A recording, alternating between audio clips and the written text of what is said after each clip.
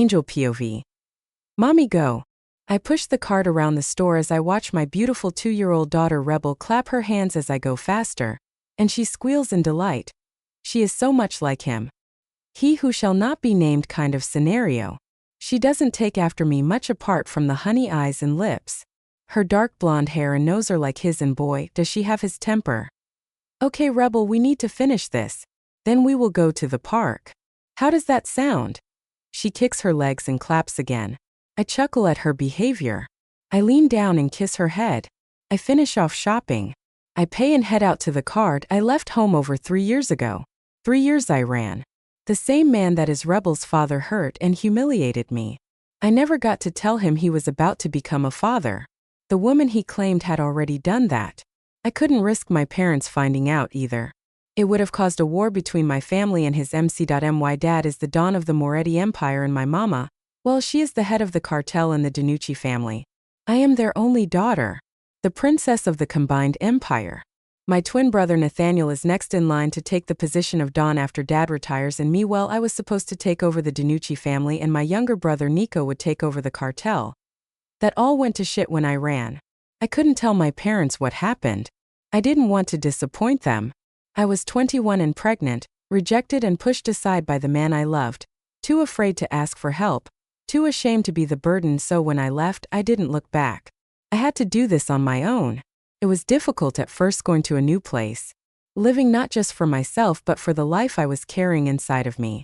The savings I had, I used to find a place to live, buy everything we needed, and what was left, I invested it in a rundown bar that I changed my name and never looked back. My bar is doing so well, and it is nice to know that I have made it what it is today. The bar is called the Eclipse. The town we live in is a tourist town, so we get different people coming and going. Most people come here to the lake in the summer and the skiing in the winter. It's a friendly and safe place to live, and I am happy here. When I first arrived here I was lost, but I was welcomed and I wouldn't leave even if you paid me to. Once we have arrived at the house, it's nothing like the Moretti mansion, but it's home. With its white picket fence, white walls and blue door. It doesn't look like much from the outside, but it's open plan on the inside and modern. Upstairs there are 3 bedrooms, all with an ensuite and a family bathroom. Rebel has her own room next to mine and life is good. She doesn't want for anything. I carry the shopping inside and then carry Rebel in. Shutting the door, I place her in the living room with some of her toys as I put the shopping away. Just then Boomer bounds inside. Rebel loves him as much as he loves her. I got Boomer when I was pregnant and both he and Rebel grew together. He is a beautiful big softie. He is a cane corso. He is as black as night with a tiny patch of white on his chest. He is our protector, even if he does drool everywhere and talks back when you tell him no. My phone rings and I take it out of my back pocket and see that it is Coral who is supposed to work the bar tonight. I groan, knowing she is about to ask me to cover her shift. No doubt because her douchebag ex won't have their child tonight. I sit down on the sofa as I watch Boomer and Rebel. Hey Coral, what's up? Hey Angie, look, I'm really sorry to do this, but Steve ditched me and I can't find a sitter. I roll my eyes. If I had $1 for every time he has let her down over the last year, I would be a wealthy woman. Okay, Coral, no worries, but you and I need to have a chat about this. I will cover tonight, but you need to sort this out. I hate being the bad guy, but she knows I have a toddler too. I don't have the support she does, even if it is my own doing. I will get it sorted. I'm so sorry, Angie. I promise I will make it up to you. We say goodbye and end the call. I look at Rebel and sigh. Still time to take the little miss to the park. And then I will have to call Mrs. Lawson and see if she is available. I know she will be. She loves Rebel. Boomer leash, I say, and he is off to get what I've asked as I scoop up my now rowdy toddler and get her ready for the park. Go now. I smile at her. Yes, sweetheart, we can go now. I say, kissing her on her cheek. Grab the stroller and strap her in. Getting her in is always a workout.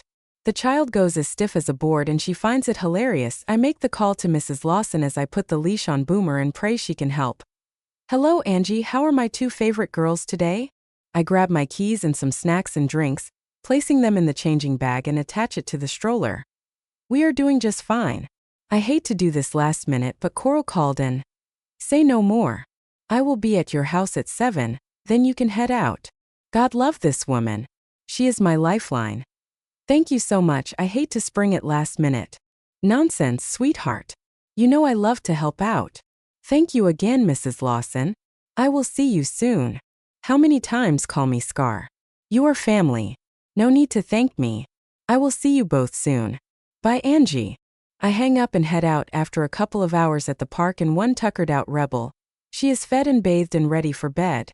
Mrs. Lawson arrives and I head to work. Pulling up at the bar, I notice we are packed out tonight. Well, at least the shift will go quickly. Leaving the car, I head inside. I smile at some of the locals and make my way behind the bar. The night goes smoothly and begins to quiet down. I look at Max and tell him I'm going to office and if he needs me to come get me, that I head to the office to get some orders done and check the accounts, and I lose track of time. Ong, I need you back at the bar. I look up and smile as I stand and leave the office, shutting and locking the door behind me. The music gets louder the closer I get to the bar. The sound of raucous laughter fills the air and something feels off. My gut twists and flutters the closer I get. Stepping out behind the bar, I freeze. No, it can't be. I notice the cuts. The Princes of Darkness MC with white stitching against the black leather. An embroidered patch of a red devil with wings riding a Harley. The same MC that he runs, the very same MC that is in allegiance with my family. What are they doing this far out? Angel. My eyes widen and my heart jumps into my throat as I look into the icy blue eyes of the man who broke my heart, the man who fucked his whore in front of me, the man I ran from, the father of my daughter, Ryder Savage Jackson. Savage POV. I look at the profile picture on my messaging app. It hasn't changed in 3 years. I sigh as I open her contact and see all the messages I have sent her over the last 3 years, and each has gone unread. I'm so fucking stupid. Flashback. It's been 4 weeks since I ended my relationship with Angel and claimed Foxy as my woman. Everything has been great. Angel has not contacted me, but I do find myself looking at her profile picture. What's wrong, baby? A hand rubs my bare arm as I close the app and look at the woman beside me. Foxy with her red hair and brown eyes. She is beautiful. She is the mother of our unborn child. Nothing, babe, go back to sleep. I kiss her head and she snuggles back down, but I can't sleep. Something isn't right. My gut is telling me I should check up on Angel. I shake that thought away. Why should I? The bitch was cheating on me. She doesn't deserve my concern with that. I fall asleep only to be woken by my door being banged on. Prez, we need to go. The Morettis have called an emergency meeting. Blaze, my VP, says, and I groan and sit up. I quickly get dressed. The Morettis, this could be bad. But then again, Angel wouldn't have told them anything. Not unless she wants me to show her mama and daddy that she is a whore. I smirk as I leave my bedroom and walk through the clubhouse. What's happened? Why are they calling this meeting? I ask as a coffee is placed in front of me. We don't know. I have tried to find out. All I'm being told is that it is urgent. We need to leave now. He says, well, you don't need to tell me twice. No one keeps the Morettis waiting. When they call, we move. My father Hatchet and Antonio had worked together for years. That's how I met Angel. They would come here or we would go to them. Even though she is 4 years younger than I am, we did used to have fun. Then, when Angel turned 18, the attraction grew between us and I took her virginity. We were in a secret relationship up until those photos were delivered to me 4 weeks ago. I said some pretty awful things to her when she walked in on me fucking Foxy. She needed to see that what I did were the consequences of her actions. Like the naive little girl she is, she denied, and we argued. She slapped me, but I didn't care and I don't care. She got what she deserved. I mount my bike alongside with Blaze and Ripper. He is my sergeant at arms. We head out of the compound and onto the road. We ride for a few hours before we arrive at the Moretti compound. We pull up and climb down. Entering the mansion, the atmosphere is somber. The other heads are here. I shake hands with them and they are all not sure why we have been summoned. But we don't wait long. Don Antonio Moretti enters the room and we all nod our heads in respect to him. He looks like he has aged drastically, but then there is Tegan. She looks like she hasn't slept and has cried. What the fuck has happened? Thank you for coming at short notice. We appreciate it. Please sit. Antonio speaks as he takes his seat and pulls a distraught Tegan onto his lap. We have called you all here because our daughter, our Angel, is missing. My eyes widen and murmurs break out around the table. I look at Blaze and he glares at me. This won't have anything to do with me. I'm sure she is just doing this for attention. How long has she been missing? I ask and all eyes turn to me. A week. She hasn't been herself for a while. The day she left, she told us she was going to the gym. She never came back. She drove her Mercedes to the bank and emptied all her accounts and closed them down. She then sold the car. We have no idea where she is. Her phone has either been discarded or she has turned it off. You all know our daughter. She is not a pampered, self-entitled princess. She is not a spoilt brat. So for her to do this means she is in some kind of trouble. I gulp, not liking this one bit. There is one more thing. We believe we know the reason why she thought she needed to run away. He looks at everyone but his eyes land on me. I feel the blood freeze in my veins. Oh shit, he knows. She is also pregnant. We received something in the mail yesterday and I will say this. What we received had been fabricated. My team has already established this. What did you receive? One of the Dons asked.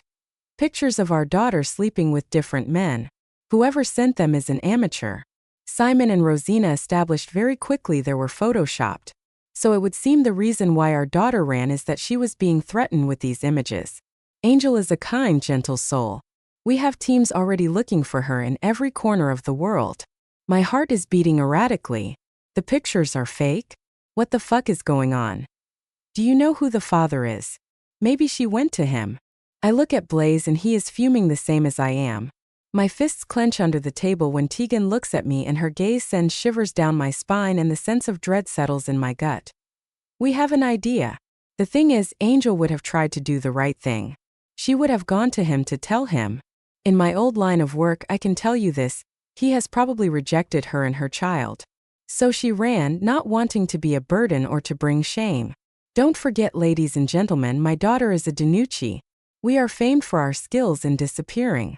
Tegan says, looking at me, and I gulp, shrinking into the chair. That's why she came. She came to tell me she was pregnant and like a fucking idiot I am. I believed the photos in Foxy. I was drunk, but that is no fucking excuse. My angel, my goddess, is out there somewhere, no doubt scared, alone and pregnant with my child. The rest of the meeting went by in a blur. I can see her tear-streaked face, the way her hand protected her belly, the way she was scared of me, the look of heartbreak on her beautiful face. She ran and is carrying my child. End of flashback. Savage, the next town we will be meeting up with Solomon. We need to move. Blaze says to me. When my phone rings and I groan as I see the person calling me. Foxy, I don't answer the call. I never fucking do. I dumped her 3 months after I claimed her. I took it back when I found her being fucked by 2 men from a different charter. I dragged her to the hospital to perform an ultrasound and surprise, the bitch wasn't fucking pregnant. She denied she was the one who sent the pictures. But I'm not stupid. I know it was her.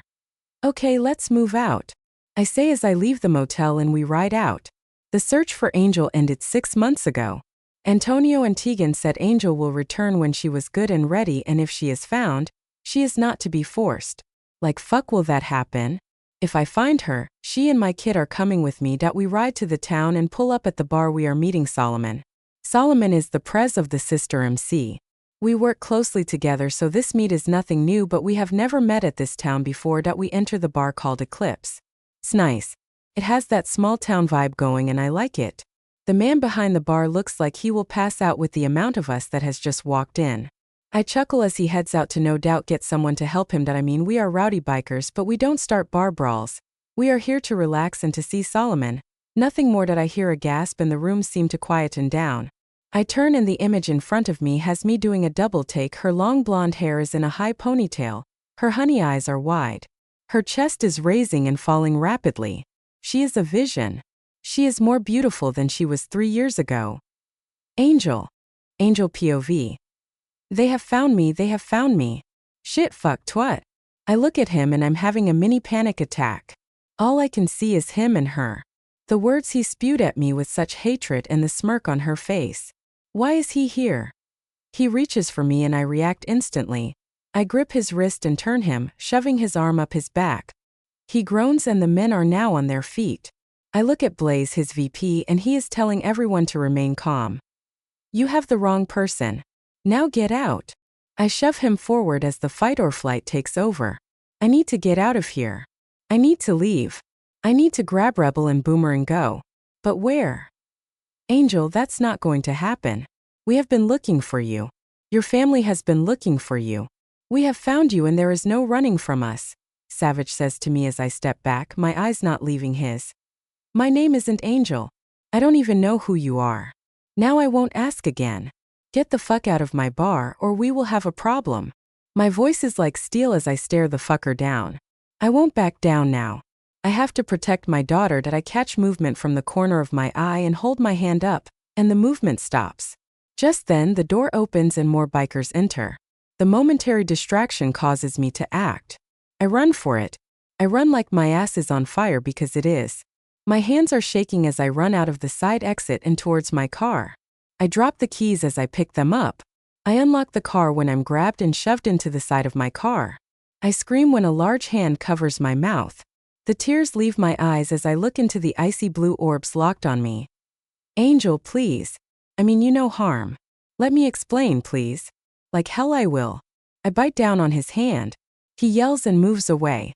I don't think I bring my knee up hard. Hitting him and his crown jewels the air leave him and he falls. I open the car door and fumble with the keys and peel out of the parking lot. Tears blur my vision.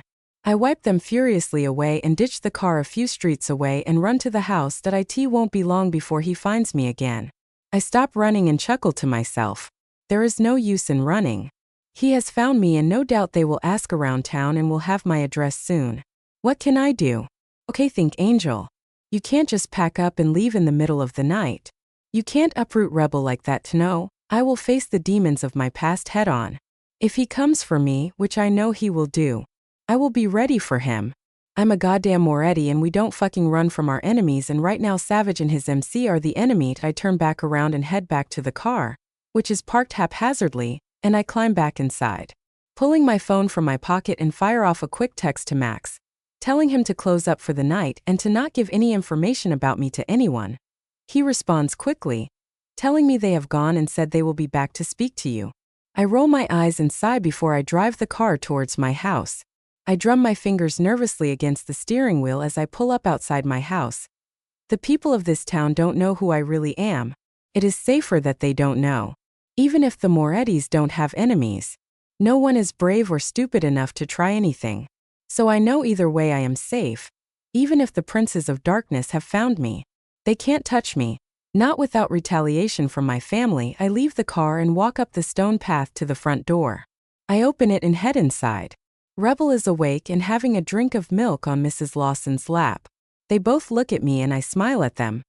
You're home early, everything okay? I move forward and kiss my daughter on her head as she holds her foot drinking her bottle of milk. I kiss Mrs. Lawson as well. Yeah, it wasn't too busy, so I told Max to close it down and head home. I only tell her part of the truth. You look like you have had a fright. What happened, Angie? I sigh as I stand and head to the kitchen and grab a bottle of Bud and sit down on the sofa. One won't hurt. I think I deserve it after what just happened. I need to tell you the truth about me. My name isn't Angie, it's Angel. Angel Moretti. My parents are Don Antonio Moretti and Tegan Moretti. I say as I watch her and she nods her head slightly. I know, dear. The whole town knows who you are. We aren't simpletons. A few years ago, your family sent men here looking for you. We all told them we had no clue who you were. We knew you were running from something, so we choose to protect you. So tell me, Angel, what happened tonight? I look at her shocked. Hold on, back up. The whole town knows who I am? I chuckle in disbelief at this. Wow, well, thank you. She waves me off as Rebel waves her now empty bottle in the air like a flag. I chuckle at her as Mrs. Lawson sets her down, and she toddles to me and I pick her up and cuddle her to my chest, and I know she will be asleep in a matter of moments. Her father found me tonight. Completely by coincidence. Her father is the president of the Princes of Darkness MC. His name is Ryder. My eyes widen as I look at her and I gulp, nodding my head. How do you? Hatchet is my brother. I moved out here, not long after Ryder was born. I left the MC life behind. My brother and I never stayed in touch after that. I will keep you both safe. I may no longer be part of that life, but that life remains in me. If he comes calling, which he will do, You have to be ready. She is his child. The world of the MC is similar to your world. He has every right to claim her, and when he does, you both will have to go with him. I'm sorry, Angel, she says to me. I look down at my sleeping little girl and sigh, knowing I can't run from this. Same as I can't involve my family. He doesn't know about her, so that is a good start. Or at least I think he doesn't. What have I got myself into? Angel POV'd. I wake up to the sound of Rebel's belly laughing. I climb out of bed and yawn, stretching. I look down and I groan, stuffing my boob back inside my vest top. I rub my eyes as I stagger down the hallway to her room. Still sleepy, I didn't get much sleep last night. I couldn't settle every time I closed my eyes. I saw his face. I look at my little girl who is sat on the floor playing with her blocks. Rebel, I say in a sing-song voice. She turned her head to the sound. Her hair sticking up in every direction, kind of like mine right now. I chuckle as she stands up and runs to the baby gate. I lean over it and pick her up, giving her kisses all over her face. She is a happy baby, she always has been. Her tantrums, however, could frighten a hurricane away. She is explosive when she is having a moment. But on the whole, she is a happy girl. You hungry? I reach for her head and try my best to smooth down the crazy professor hair. She nods her head and snuggles into the crook of my neck. I chuckle and pat her bottom as I walk us both down the stairs. Boomer lifts his head from his bed in the living room. His stump of a tail wags like crazy as he stands and follows me to the back door to be let out so he can use the bathroom. I enter the bathroom by the back door and quickly change Rebel, wash my hands and pick her back up. Then I shuffle to her high chair and place her in it. I hand her a book and she bangs it against the tray. Okay, little lady, what do you want for breakfast? I ask her as I flick the kettle on and get to work making my coffee. It's going to take a truckload to get me functioning this morning. Eggs tossed. A chuckle. Dippy egg and toast it is. She is still learning to say words properly, but she is doing great. I get to work boiling the water for the eggs. I turn the TV on to some kids channel. I turn the chair so she can see the TV in the living room.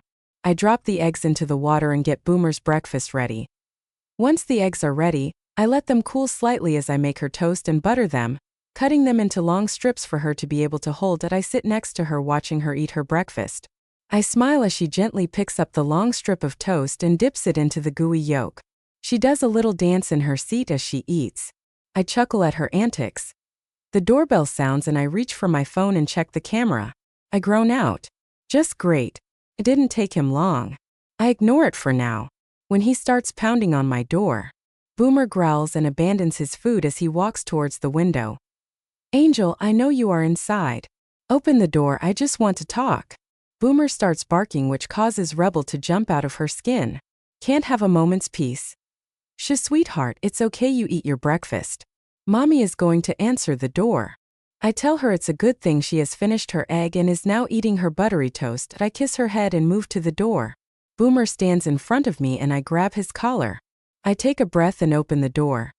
What do you want, Savage? He looks at me in surprise before he smirks at me. Shit, oh well, no point in hiding now. Just to talk, Angel, please. I roll my eyes as Boomer growls and I pull him back. We have nothing to talk about, Savage. I think you said everything that needed to be said 3 years ago. Now if you don't mind, I'm kind of busy. I go to shut the door when his booted foot stops me. I want to see my child, Angel. You won't keep me away. My heart sinks. How does he know? Who fucking told him? I think we need to have that talk, don't you? He chuckles. I may hate him, but he is right. We do need to chat and I need to find out how he knows about her. Fine, meet me at the bar at 1 this afternoon. We will talk then. I say and he smiles at me, his dimples on display. He steps back and I shut the door. I lean against the door, resting my head against it, hearing the motorcycle drive off. Rebel squeals as she throws her toast on the floor. I sigh and push off the door as Boomer eats up what she has dropped. You, Missy, need a bath. I say with a chuckle, looking at her egg and toast covered mouth and face. She even has the toast in her hair. My little Rebel. After she had a bath, well, I say bath. The bathroom was more like a swimming pool when she has finished.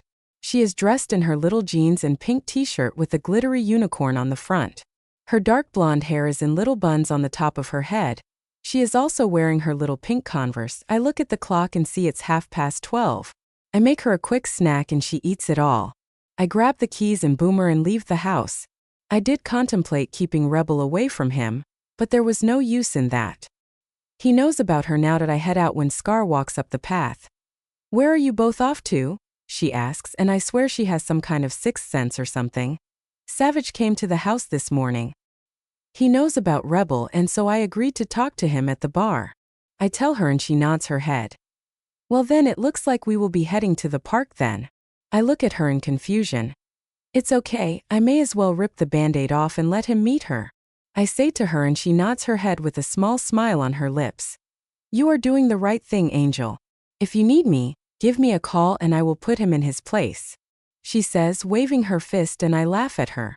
Scar reminds me of Mama. She is fearless and I adore her. "Okay, I will keep that in mind. We have to go," I say to her as I walk to the car and strap Rebel into her seat as Boomer sits next to her in the back. We drive to the bar. I catch sight of his bike out front. The nerves kick up a gear as I park beside it, careful to not scratch it or crash into it, which wouldn't be a bad idea. I chuckle evilly at the thought that, "No, Angel, you are not a child." I climb out of the car and to the back. I unclip Rebel and set her on the floor. Boomer jumps out and walks beside me.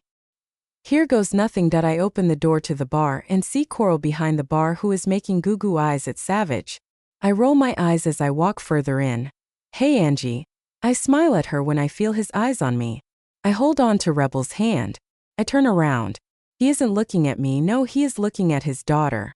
Savage POV stare into the honey-colored eyes of the little girl holding Angel's hand. My heart stops and my knees weaken as she looks back at me. I feel the tears build in my eyes as she looks up at her mom and asks to be picked up. Angel smiles at her lovingly and picks her up, placing her on her HIPMY daughter. Shit, I have a daughter. I watch as she leans her little head against her mom's shoulder, but doesn't take her eyes off me. She is shy. "Angel." I choke out as she walks towards me. I keep my eyes on the little beauty as she watches me. I smile at her, but she hides her face away. My heart sinks. She doesn't know who I am. "Savage." Her tone is anything but friendly. Not like how she used to call my name. No, that tone is long gone and it's my fault.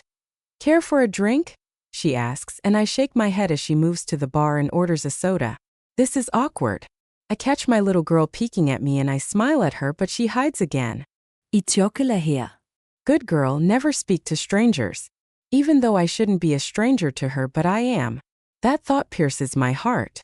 She took my kid and had no intention of me ever knowing about her. "Shall we sit down?" I nod my head as she walks past me to the booth and sits down. She places our daughter on her lap as the barmaid brings toys for her to play with. "Thanks, Coral. I will speak to you later on," she says, dismissing her, and we just look at each other. The atmosphere is palpable.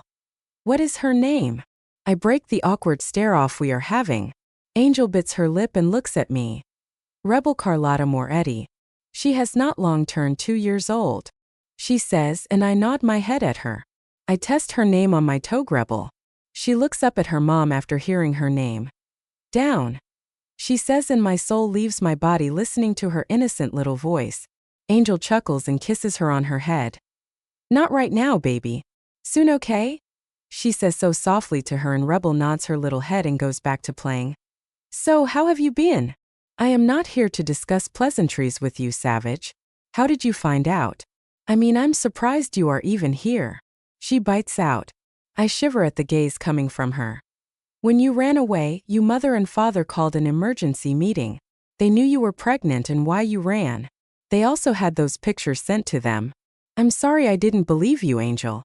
She scoffs, looking away, shaking her head as she sucks on her teeth, and I know I have a lot of groveling to do. "Yeah, well, why would you? It doesn't matter now. What's done is done. How's your old lady?" she asks, and I stiffen and shake my head. I have caused this damage and I need to fix it. "I don't have one. I rescinded my claim on her after I found her in a compromising position. She was never pregnant." She rolls her eyes and stifles a laugh. "No, really shocking," she says sarcastically as she drinks her soda. "Look, I know, drop the attitude. You should have told me, but instead you ran away and kept her from me." I snap at her, which causes her to place the glass down calmly, and I gulp as she watches me. "What do you want, Savage?" she asks like she is bored with me, which I know she isn't. She thinks she can act all tough, but I know her. I know she is not like this. Angel is kind, gentle, loving.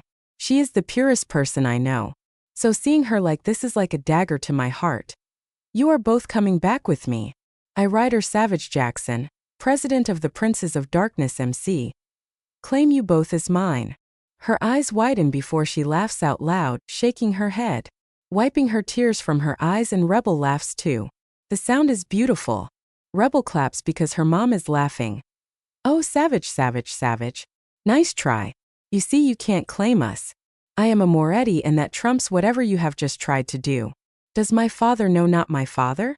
Does my mama know you are the reason I ran? The reason her only daughter fled?" Now I laugh at her, which causes her to stop dead as she watches me. "Hate to beak it to you, princess, but yes, they do.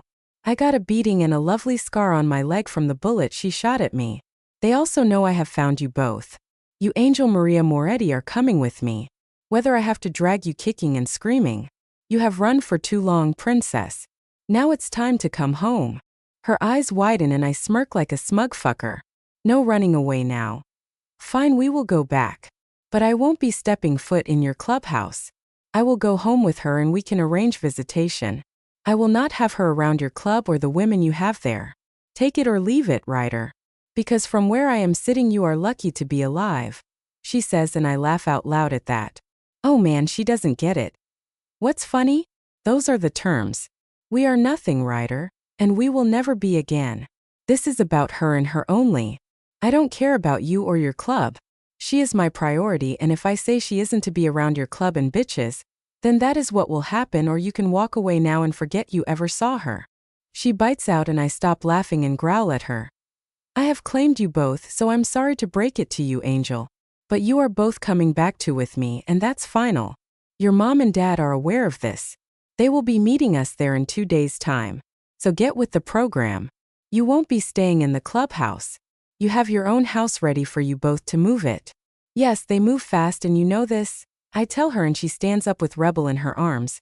She glares down at me before it turns into a smile. "Yeah, you do move fast. You didn't have the balls to end the relationship with me before you were balls deep, claiming some club whore who duped you with a fake pregnancy and vile Photoshop pictures of me. See you around, Ryder. I won't be going anywhere with the likes of you." She turns and walks out of the bar. Rebel waves her little hand at me over her mom's shoulder, and I wave back, giving her a little wink. She won't get away from me that easily. Whether she likes it or not, I always get what I want. "Oh, Angel, you have no idea who you are playing with, princess." I pull my phone from my pocket and dial the one person who will bring her in, and she will hate me for it, but I need the big guns to tame her. She was never like this, and I know I've said this before. She is now fierce and stubborn. She is acting like a spoilt little rich girl. Give her time, whatever you did, give her time. She has never acted like this before. The barmaid says as she picks up the empty glass and toys. I nod my head as I watch the door. "Please tell me she is coming home?" She is stubborn and has refused. She is playing hardball. Leave her to me. The call ends and I sigh before I pocket the phone and walk out to my bike. I see her car driving in the direction of her home. I straddle my bike and put my helmet on and start her up. Once back at Solomon's clubhouse, I walk inside and Blaze is there waiting for me, sitting at the bar. The club whores walking around cleaning up and chatting with the old ladies of the members. "So let me guess. She told you to go fuck yourself?" he says, chuckling as he brings his bottle to his lips.